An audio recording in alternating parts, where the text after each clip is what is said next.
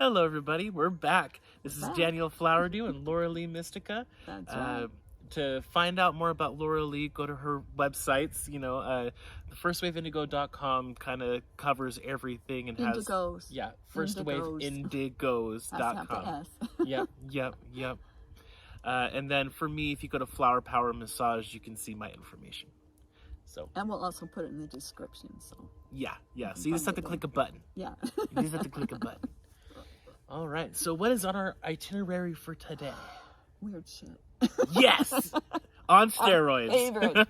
Yes. Well, then you've come to the right place. That's right. If you want weird shit, we got that. We've got that. Oh, gosh. Yeah, if we were to even tell you guys all the stories of the last couple of weeks. Oh, I still, I go through my journal and like, holy crap. Who would have thought? And just when you think you've seen it all, you see something new. Yeah. New York's got nothing on us. That's right. People always say if you go through New York, you walk by, you see everything. No. New Yorkers see everything. No. Not even close. No, not even close. Especially when it comes to our topics of today. One of the things that we're wanting to talk about is a 20 and back. We want to go into a little bit more detail about that because over 20% of the U.S. population has undergone a 20 and back. And that's 2 out of 10 people. That's actually, it's like 22 or 23. Yeah, to get specific. %. So, so it's a little more than 2 people. It's like... yeah. It's almost a quarter. Yeah. Almost a quarter, and that's a lot of people. Yeah, that's a lot of people. It's a lot of people. So, if you haven't, you're lucky because so many people have. And maybe it'll make you have a little more compassion over people that seem like they're batshit crazy. And you're like, oh, I don't want to have anything to do with them. They're just crazy. Well, there's a reason why they're crazy. There's a reason for it. And you'd be crazy too if you went through that shit. Yeah. Like, and a lot of people who've been through a 20 and back have been through more than one. Yes. A lot have been through only one, but some have been through multiples. Yeah, I have memories of at least 4 that I've been through. So, because you're so special. I know, because I'm so special. Yep. Oh, it's not fun to be special in that way. No.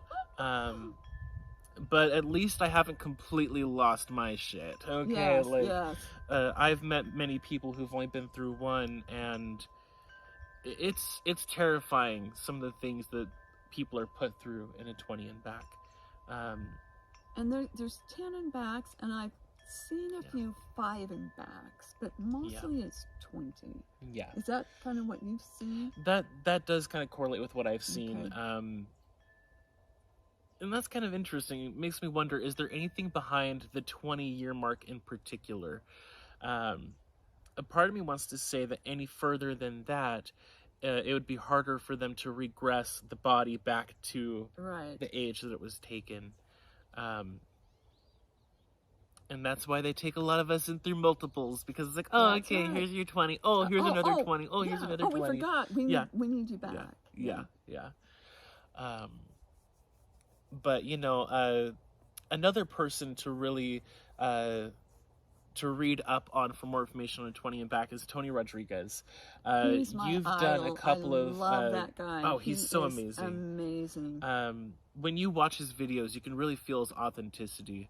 And he tries to verify what he says too. He doesn't just say and be like, "Oh, if you don't believe me, no issue." He literally goes through and he listens to other people's stories as well, and the synchronicities between his stories and other people's, there's no coincidence. People that he doesn't know, like brand new people, and all of a sudden they're like, "Oh, I did this. So did I.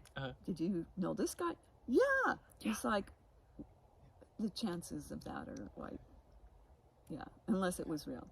Yeah. So absolutely, Tony, I love that guy. He's so down to earth. And he's not full of himself. A lot of these people, they get a little fame and fortune. Well, maybe not fortune, but fame. maybe not the fortune part. Yeah. No. Yeah. And it just goes to their head, and they just turn into assholes. And it's like, really? You used to be nice, and now you're like creepy? What the hell? Yeah. So, but he's not. No, and he's you can awesome. watch his videos. I can watch his videos all day, every day. He's awesome. So yeah, we love that guy. A lot of amazing stories. Yeah, you know, a lot of times when people are in a 20 and back, it's normally for them to do some kind of work. Either it's physical labor, a lot of times it's sometimes, honestly, it's even sex trade. A lot of times when people are taken in their 20 and back, a big part of it is sex trading. You know, I've had clients where they'll come to me one day and just be totally shaken. It's like, I don't know why, but today I woke up and I have these scratches. I just feel totally not myself. And after a little while, we'll discover that they went through some form of 20 and back. All of a sudden, they have these fears they didn't have before. They have these trauma responses that they didn't have that prior day. And just waking up with all the bruises and scratches, you know, it's like they were sleeping. Really annoying. It's like, I didn't go to bed with any pointy objects. No. That's what my daughter said to me one time, because I used to wake up with scratches and bruises. I think mine was from getting abducted and going on the astral realm. They were doing all this stuff, and I was, you know, one time my hair was cut, and, you know, just like oddball stuff, you know, just like I had these like pinpricks on my cheek, and they were in a perfect triangle. I'm like, what? What the quack? What the quack? And scratches and bruises, and then oh my gosh, finger marks on the insides of my thighs, like somebody's trying to pull them apart, like fingerprints, like. I'm like, and so I was telling my daughter about it, and she says, "Well, Mom, you gotta stop going to bed with pointy objects, and that crap will quit." And then she laughed. She believed me, but she just had to be humorous about it. Yep. Well, like we said in the last episode, humor it's a great asset. It's a great tool. Yeah.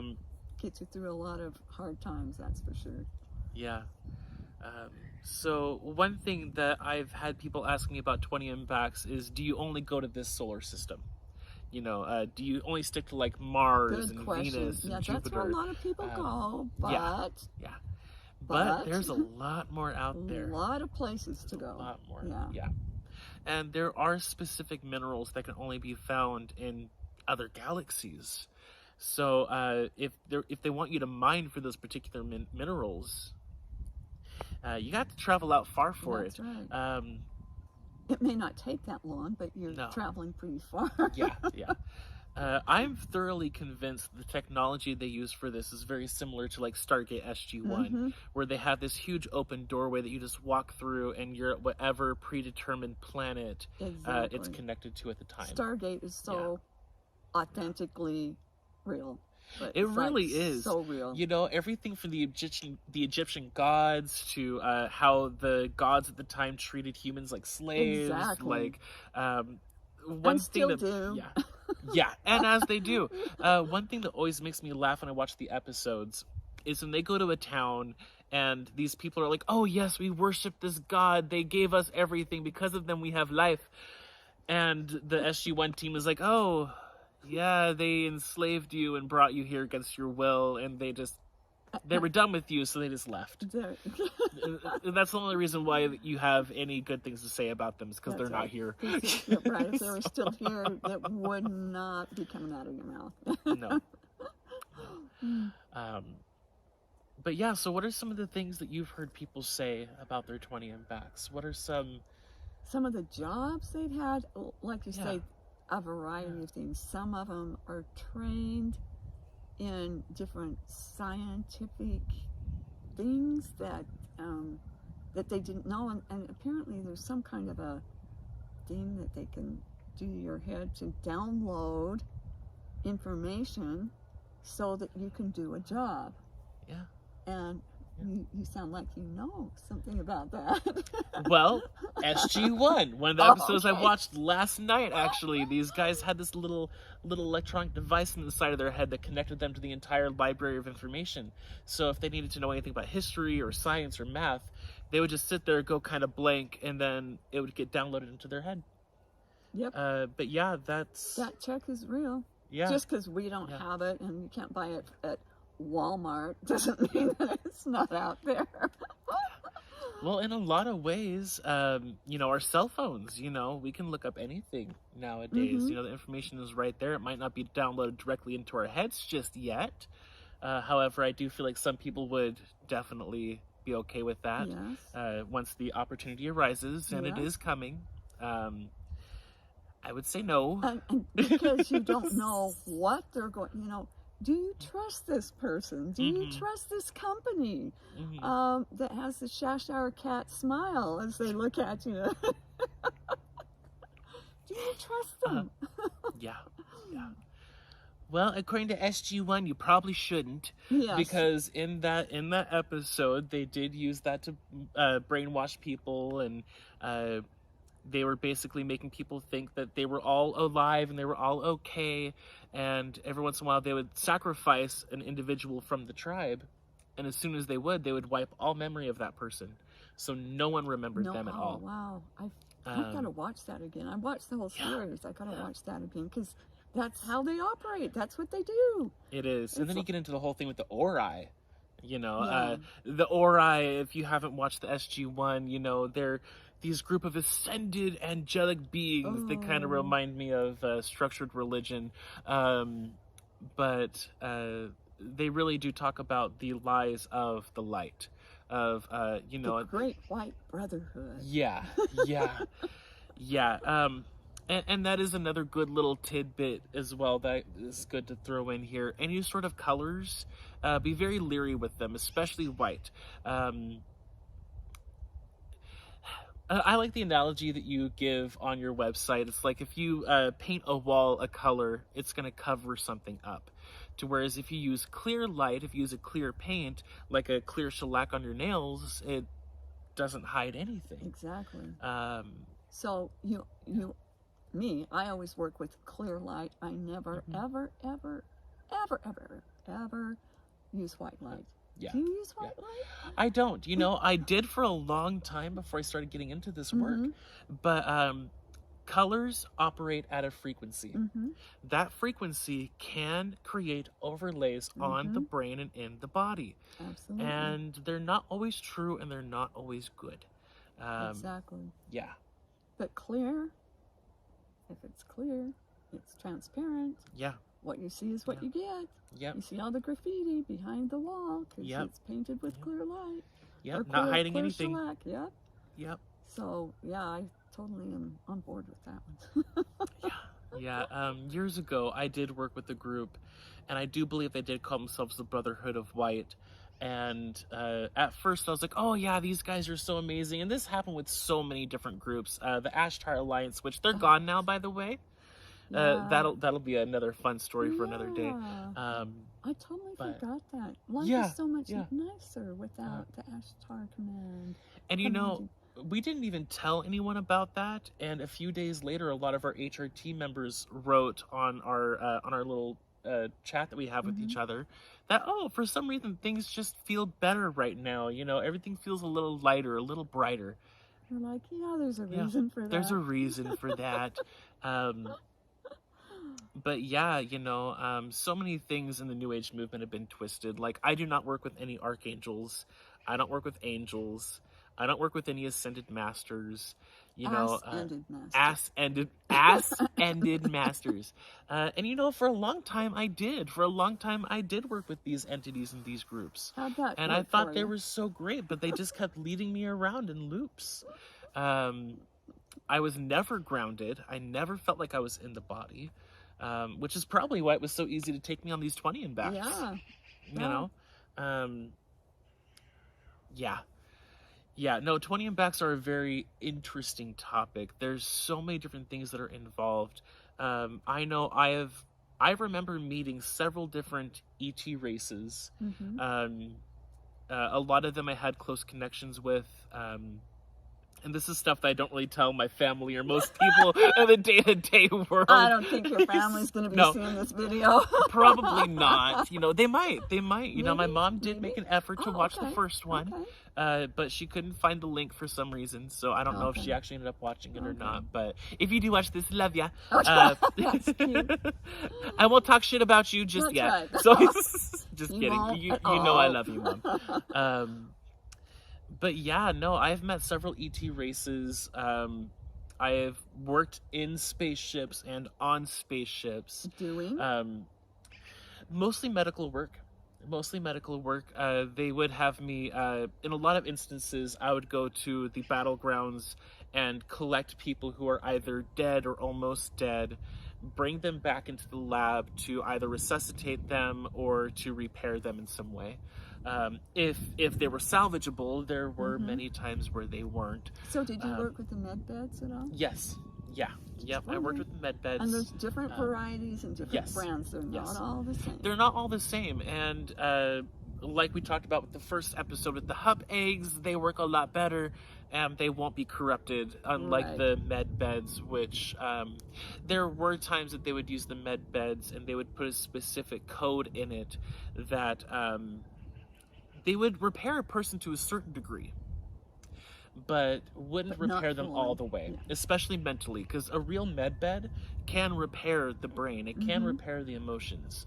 And But they don't want to have any of that. No, They want no. you to be loopy. yeah, well, one thing that the CIA learned through the MK Ultra, weird shit on steroids, let's get into this a little bit. They did learn that if you break a person down enough, they will listen to whatever you tell them. And believe it. And they'll believe it. And they'll follow you. If you can somehow beat them down and, still make them think that you're their savior, they will do anything that you say. Like And government. It's totally illogical. Yeah. Like And the it's government. totally You think, illogical. how can you believe that? How does that make sense to you? And you're like, oh, it's great. Because it's what I was told, Yeah. and it was repeated over and over again. So it must be true. Yeah, exactly. That was good. That was good, and that was not rehearsed. No. Actually, none of this is rehearsed. No. Literally, while we're Totally sitting down, we're like, what are we going to talk about? I don't know. Let's just go for it. But yeah, these experiments have been done long before MK Ultra. Oh, yeah. This stuff has been known Goes back. since Chem, like before Chem, ancient Egypt. These methods of mind control manipulation have been honed throughout the years. They're just real good at it. They're really, really good at it now.